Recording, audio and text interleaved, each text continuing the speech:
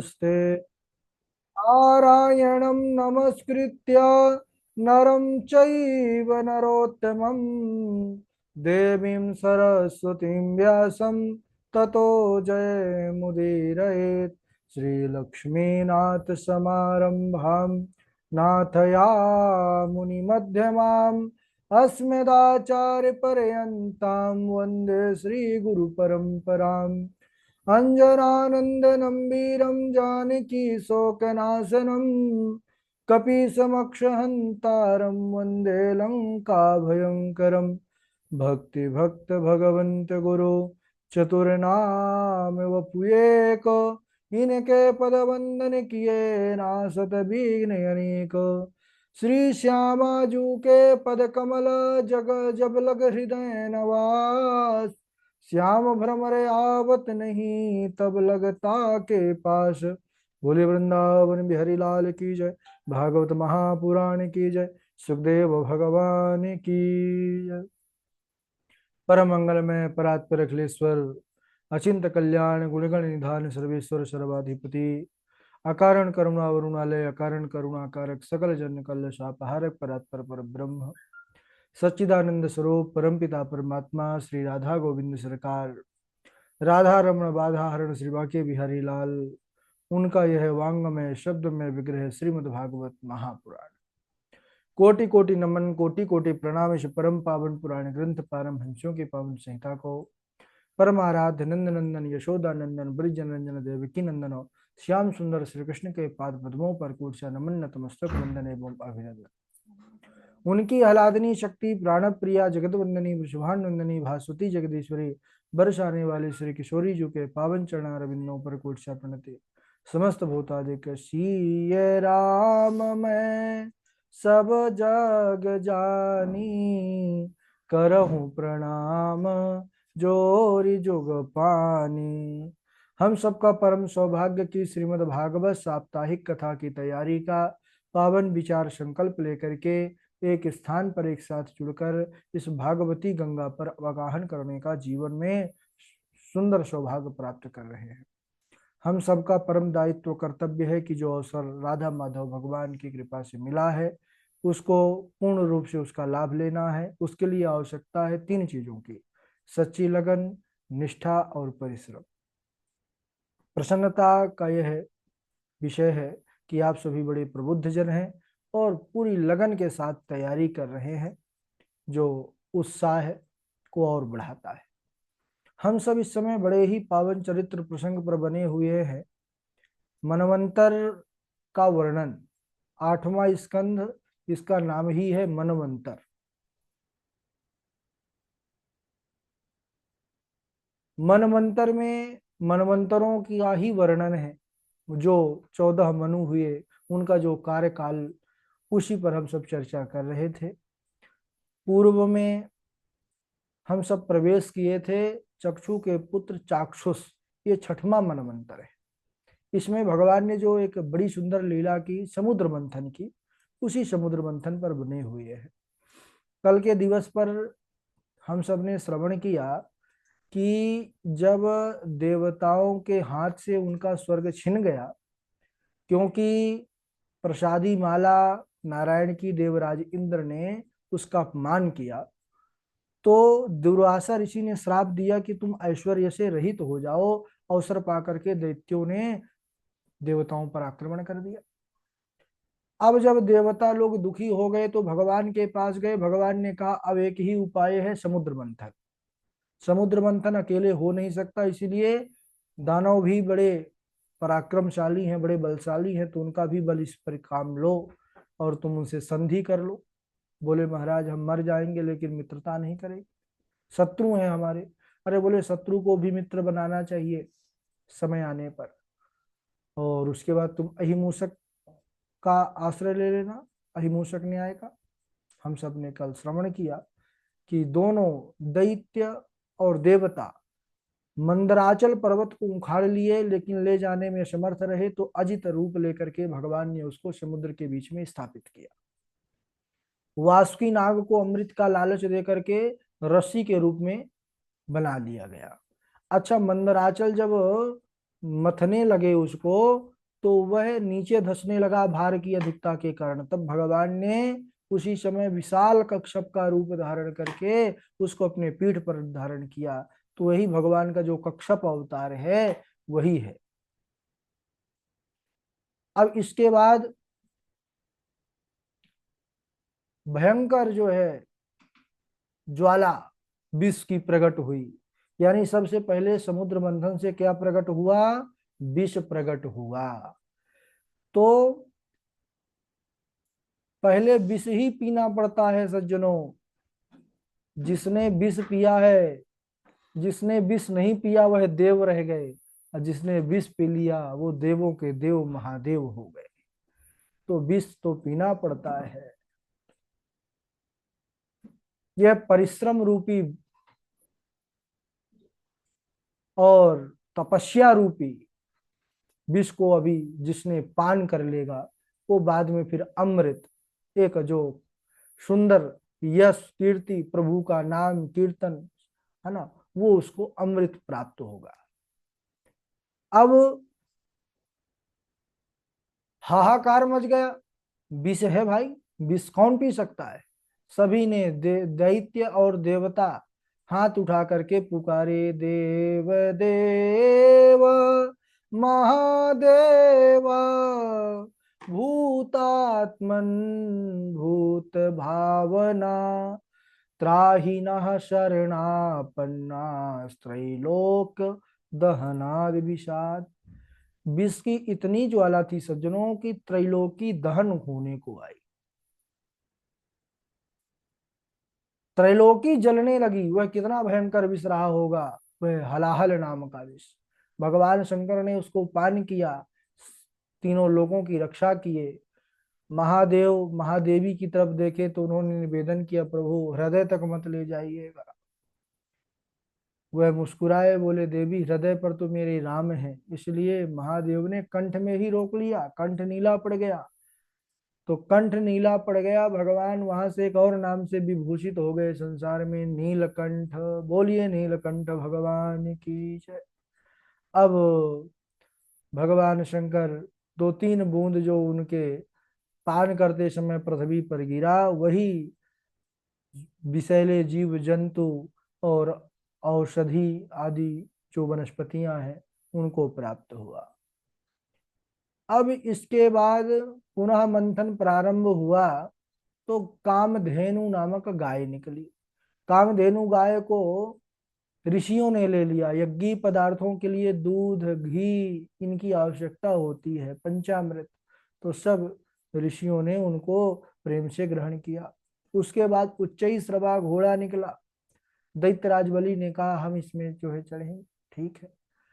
एक ईरावत नाम का गज निकला, इंद्र ने ले लिया, देवराज इंद्र ने।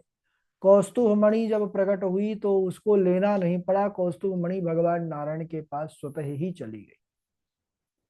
पुनः समुद्र मंथन सज्जनों हुआ तो अब की बार पारिजात वृक्ष निकला। वह पारिजात वृक्ष स्वर्ग की शोभा बढ़ाने वाला हुआ। इसके बाद माँ लक्ष्मी का प्रादुर्भाव हुआ समुद्र मंथन से। कैसे प्रकट हुई?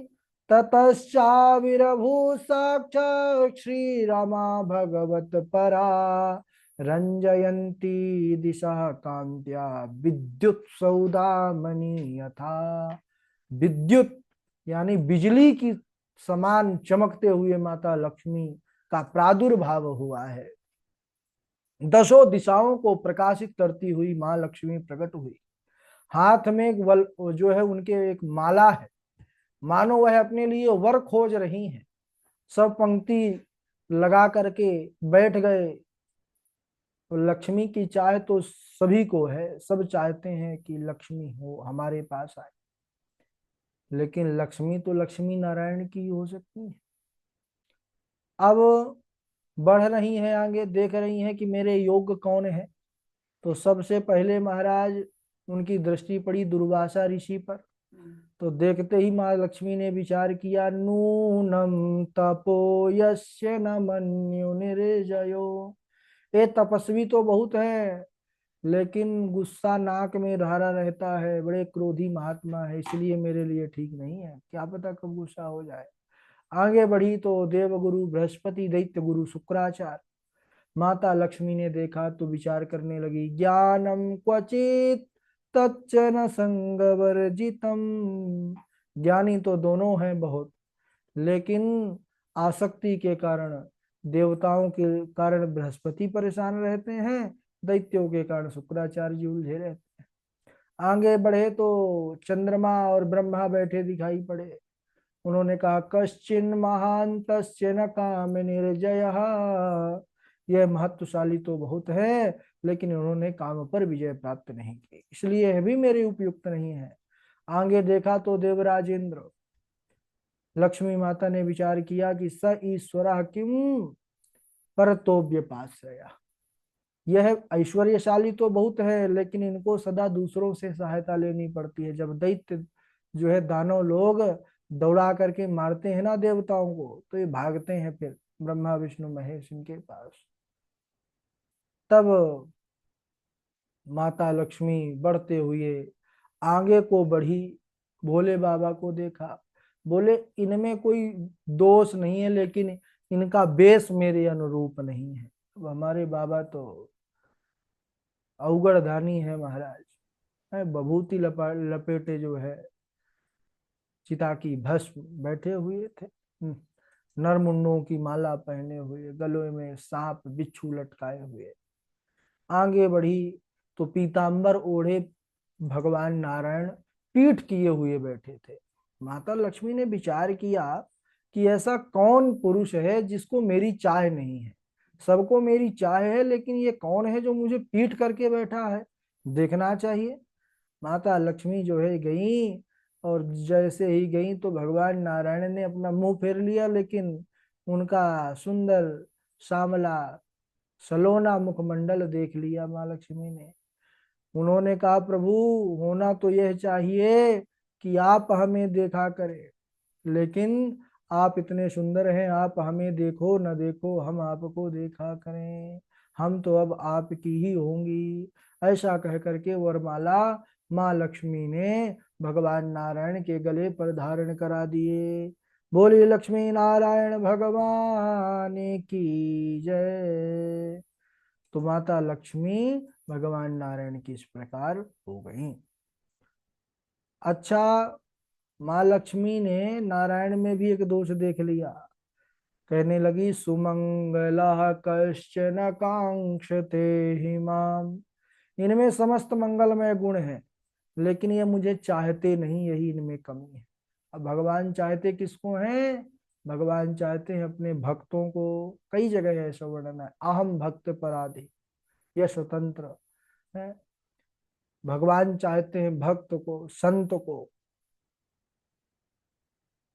ये दारागार पुत्राप्तान प्राणान वित्तमिमं परम। तो तात्पर्य है कि एक दोष होता है, जो बहुत ज्यादा लक्ष्मीवान हो गया, धन जिसके पास आ गया, तो भगवत भक्त नहीं है, तो फिर सब में दोष ही देखने लगता है वो। अब इसके बाद पुनः मंथन हुआ भाई, अब लक्ष्मी प्रकट हुई, हो गई नारायण की। तो अब पुनः मंथन हुआ, तो अब की बार समुद्र मंथन से मदिरा प्रकट हुई। मदिरा प्रकट हुई तो देवता दूर खड़े हो गए, महाराज हम तो छुएंगे भी नहीं। असुर प्रसन्न हो गए, बोले आ हा, अब जो है हम इसको ग्रहण करेंगे। असुरों ने ले लिया। तो अब विचार कीजिए, जो मदिरा का सेवन करता है वह असुर ही है, वह उन्हीं का ही भाई, उन्हीं का ही वंशज है। इसलिए मदिरा आदि का सेवन नहीं करना चाहिए। मदिरा असुरों ने ग्रहण किया था, वो असुर लोग का काम है। नासम इति नशा, जो नाश कर दे उसका नाम है नशा। इसके बाद पुनः मंथन हुआ। अब की बार अमृत का कलश लेकर के धनवंतरी भगवान प्रकट हुए। धनवंतरी कौन है? वही महाराज जो औषधियों के और नाना प्रकार के वनस्पतियों के जो स्वामी हैं, धनवंतरी आयुर्वेद के प्रवर्तक। वह प्रकट हुए। बोलिए धन्वंतरी भगवान की जय। अब धन्वंतरी भगवान के हाथों में अमृत का कलश, मदिरा का सेवन किया था दैत्यों ने, बुद्धि तो भ्रष्ट हो गई थी। अमृत का कलश देखा तो देवताओं ने प्रेम से कहा, भगवान थोड़ा थोड़ा अमृत हमको दे दीजिए। अब असुरों ने महाराज लपटा झीना झपटी कर लिया, सब लपट पड़े धन्वंतरी भगवान से। धन्वंतरी भगवान के हाथों से छुड़ा लिया लपट झपट करके, और अमृत का कलश छुड़ा तो लिए, लेकिन आपस में भी सामंजस्य नहीं है। कोई कहता है पहले मैं पीऊंगा, दूसरा दैत्य उससे बड़ा जिसके पास बल है ज्यादा, तो वो कहता है तू कैसे पिएगा, मैं देखता हूँ, चल पी, पहले तो मैं अमृत का पान करूंगा। इस प्रकार आपस में भी लड़ झगड़ने लगे। तो जो लड़ना झगड़ना काम है, ये है असुरों का, है ना।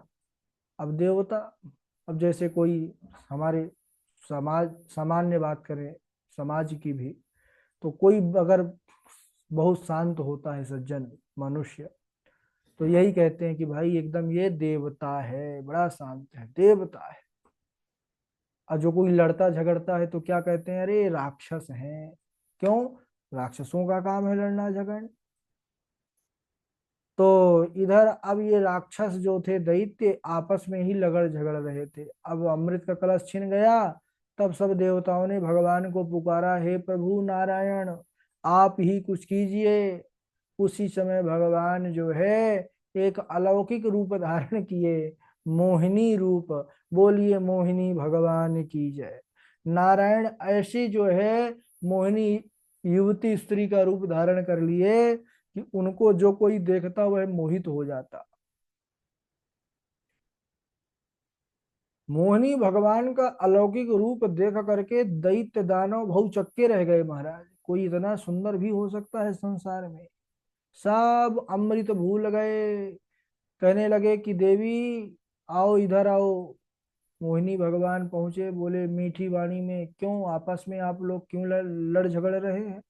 अरे देवी क्या बताएं, हम लोग आपस में निर्णय नहीं कर पा रहे हैं, तुम आ गई, ठीक आ गई, ये लो अमृत का कलश, हम सबको बराबर बराबर बांट दो निष्पक्ष भाव से। मोहिनी भगवान ने कहा कि सोच लो, ऐसे विश्वास नहीं करना चाहिए। मैं तो अभी रास्ते से जा रही थी, विश्वासम पंडितो जातु कामिनीषु न याति। पंडितों का काम है कि किसी पर ऐसे विश्वास नहीं करना चाहिए। इतना कहा मोहिनी भगवान ने तो और प्रसन्न हो गए महाराज। सब जो है और कहने लगे कि ये तो बहुत अच्छी बात है, अब तो ये हम सबको निश्चित रूप से अमृत का पान कराएंगी। अमृत का कलश हाथ में दे दिया, लेकिन अब मोहिनी भगवान किस प्रकार अमृत पान कराए, किसको किसको मिला, उसको हम अगले दिवस, समय हो चुका है इसलिए आज यही तक। बोलिए वृंदावन बिहारी लाल की जय। बारी बारी से श्लोक सुनाएंगे जो आपने 24 घंटे में याद किया होगा। पहले झाजी सुनाएंगे, झाजी के बाद डॉक्टर वैशाली जी सुनाएंगे, उनके बाद मनमोहन द्विवेदी जी हैं, मनमोहन जी के बाद मनोज जी हैं, उनके बाद शिवानी मिश्रा जी हैं, सौम्या शुक्ला जी हैं, निरंजन जी हैं, कृष्णा जी हैं, और तृष्णा जी हैं, अरविंद शर्मा जी हैं, रूबी देवी जी हैं, हर्षिता जी हैं। चलिए सुनाइए। राधे राधे गुरु जी। राधे राधे। रत्नाकर स्तव गृहं पत्नी च कमला, देयं किमस्ति भवते जगदीश्वराय। आभिर्वामनयना हृदमानसाय, दत्तं मनो यदुपते कृपया गृहाण। यदा दुर्वाससा शापात सेन्द्रालोकास्त्रियो नृप, निःश्रिकाश्चाभवन् तत्र निःसृज्यादयः क्रिया। हरयोऽपि सन्ध्येयाः सति कार्यार्थगौरवे, अहिंसक पददेवा व्यर्थस्य पदविं गतये। अर्थस्य पदवीं गतः ततः ततश्चाविर्भूत साक्षात् ततः चाविर्भूत साक्षात् श्रीरमो भगवत्परा रञ्जयन्ति दिशा सर्वा विद्युत सौदामणि यथा। राधे राधे गुरु। हाँ जी, झा जी के बाद आगे डॉक्टर विष्णु। राधे राधे गुरुजी।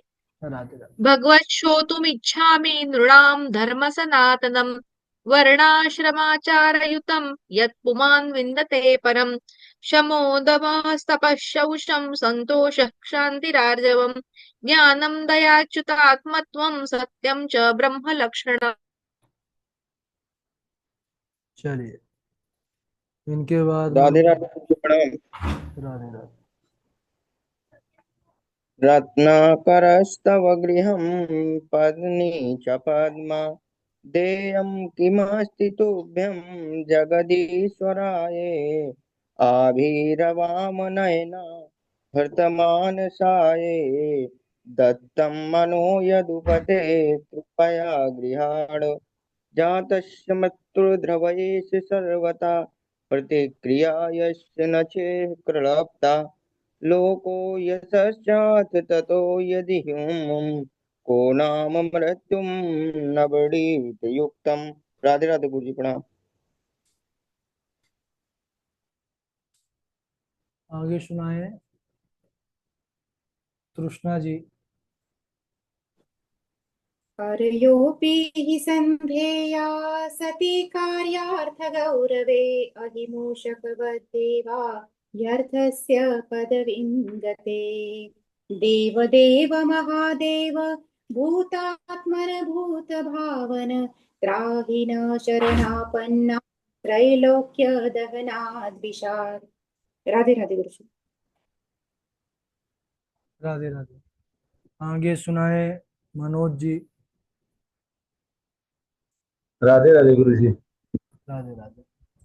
न तद्भासयते सूर्यो न शशांको न पावकः यद्गत्वा न निवर्तन्ते तद्धाम परमं मम। ततः पदं ततः परिमार्गतव्यं यस्मिन् गता न निवर्तन्ति भूयः अजामेका लोहिता शुक्लकृष्णं बहवी प्रजा प्रजामान स्वरूपः। राधे राधे गुरु जी।